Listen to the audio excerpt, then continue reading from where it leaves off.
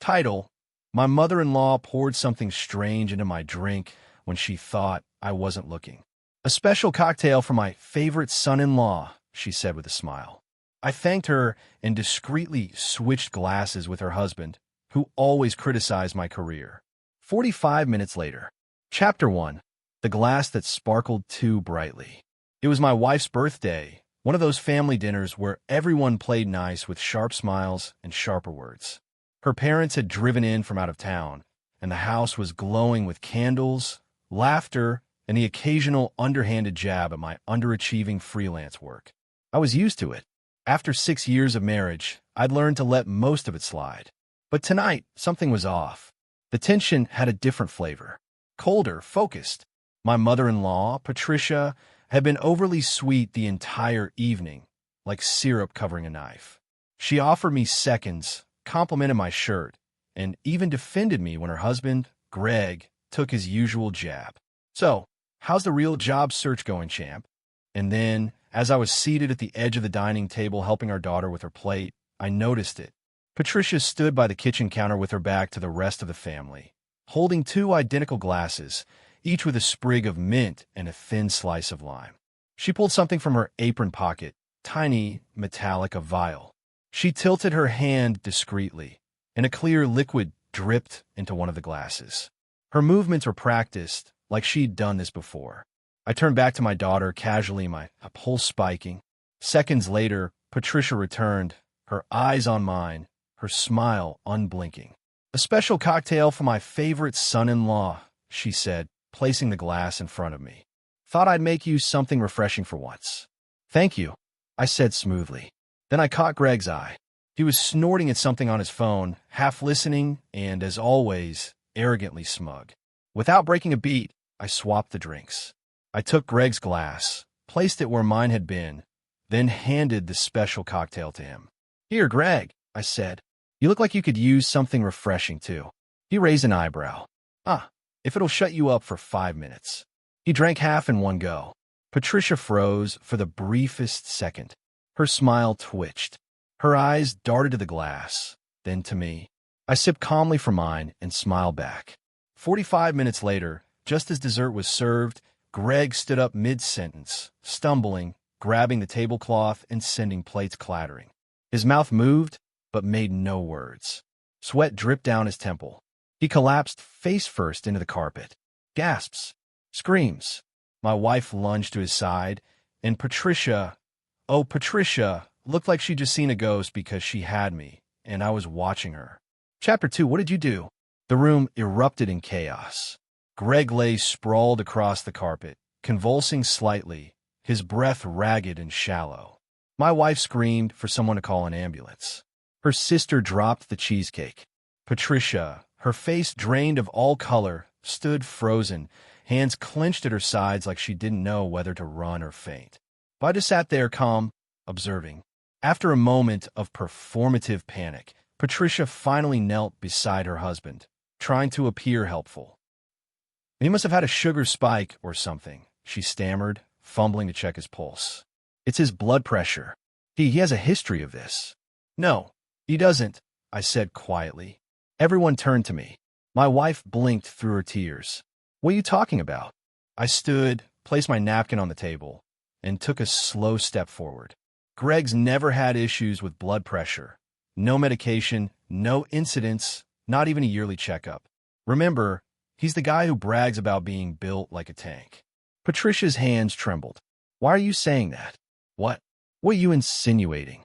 "I'm not insinuating," I said evenly. "I'm stating facts." I pulled my phone from my pocket, tapped a button, and let the recording play. A faint whisper echoed through the room. Patricia's voice, recorded just 30 minutes earlier. Clear as day, just a few drops. It's enough to make him sick. Maybe keep him in the hospital overnight. That's all. I need to remind Mark he's not welcome here anymore. The room went dead silent. My wife's mouth fell open. Her sister dropped her fork. And Patricia, still crouched over Greg's twitching body, looked up at me like she was seeing someone she didn't recognize. "Why would you do this?" my wife whispered to her mother. No, that's not what I meant. That's not." Patricia's voice broke. My wife stood, now shaking. You tried to drug my husband. I looked at her. Actually, she tried to drug me. Then I turned to the EMTs rushing through the door. He was poisoned. I recommend they check for benzodiazepines. Maybe something harder. She should probably come along to answer questions. The medics exchanged looks. Patricia tried to protest, but one of the officers who'd arrived with the ambulance team stepped in. Ma'am, we'll need you to come with us to the hospital for questioning. I didn't mean for it to, she pleaded, eyes wide, manic, but it was too late. As they let her out, I turned to my wife, who was pale and trembling, and said, I suggest you spend some time figuring out who you married and where you came from, because your mother just tried to erase me. Chapter 3. Her true motive. That night, the silence in our bedroom was suffocating. My wife, Alyssa, sat curled on the edge of the bed, her arms wrapped tightly around her knees. She hadn't said a word since her mother was escorted out of the house. I stood by the window, watching the street lights cast long shadows across the driveway, where the ambulance had been just hours earlier. Finally, she broke the silence. I don't understand, she whispered. Why would she do that? Why would she try to drug you? I turned slowly. Because I was never supposed to be part of your family. Her head snapped up. She's hated me since day one, I said. Because I'm not a lawyer or a doctor or a hedge fund manager. I build things with my hands. I run a modest but honest renovation company. I wasn't born with money. And I don't pretend to be anyone I'm not. Alyssa's voice cracked. That doesn't mean she'd poison you. She didn't intend to kill me, I said calmly. She wanted to humiliate me, maybe make me collapse, get rushed to the hospital. Then she'd whisper in your ear, tell you I was unstable, weak, a burden. Greg would back her up. They'd twist things until I looked like the problem, and eventually you'd leave so she could finally set you up with someone who fit their image. Alyssa buried her face in her hands. And then, something I hadn't expected, she whispered, She's done this before. I blinked. What? She looked up at me with tear-filled eyes.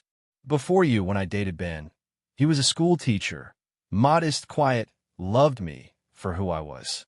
We dated for a year before he just disappeared. One day, he said he couldn't take the pressure from my family anymore. He said, your mom's voice gets inside your head and makes you feel small. I sat down beside her. Why didn't you ever tell me this? Because I thought she'd changed, Alyssa said, trembling. Because I thought with you, she'd finally respect my choices. But I was wrong. So wrong. We sat there in silence. And I realized something. Patricia's game was never about love. It was about control. And this time, she'd gone too far. But what Patricia didn't know was that I wasn't done. She'd nearly destroyed my life with a smile and a cocktail. Now it was time to dismantle hers, piece by piece. Chapter 4. The Dinner Invitation. 3 days passed. Patricia was released from the hospital with a clean bill of health, physically, at least. But what she didn't know was that I had quietly hired a private investigator the moment she was wheeled away in that ambulance. I needed answers. Why did she have a small bottle of benzodiazepines in her purse? Why was her phone encrypted with military-grade software? Why was there a sudden $25,000 transfer from her personal account to an unlisted vendor just a week ago? Everything about her reeked of manipulation, and I wasn't going to wait for her to strike again. So I baited the hook. I called Greg, her husband, the man who always criticized my career, my clothes, even the way I held a wine glass. Greg, I said, pretending to sound casual. Alyssa and I want to have you and Patricia over for dinner to clear the air. Just a small gathering, no drama. There was a pause. You sure about that? Absolutely, I said with a smile. We'll cook something special. I think it's time we all buried the hatchet. Greg agreed. Patricia, of course, wouldn't pass up the chance to gloat. Perfect. That Saturday, I set the table. Alyssa helped me cook. Roast duck, truffle risotto, and a wine decanted precisely 90 minutes before serving. I made sure everything looked perfect, but in the drawer beneath the counter, I kept a small velvet pouch. Inside was a vial and a flash drive. They arrived on time, smug as ever. Patricia wore a cream silk blouse and a diamond necklace that practically screamed, I own this family. Dinner began with fake laughter, small talk, and veiled insults. You've certainly improved your table manners, Patricia smirked as she swirled her wine. I just smiled. Funny thing, I said after the main course. I've been learning a lot about people lately.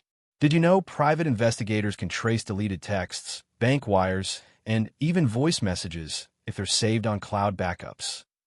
Her fork froze midair. Greg glanced between us. What's this about? I stood, walked to the drawer, and pulled out the flash drive. Funny story, Greg, I said calmly. A week before your wife's little special cocktail, she transferred $25,000 to a private account under a name tied to a local pharmacist.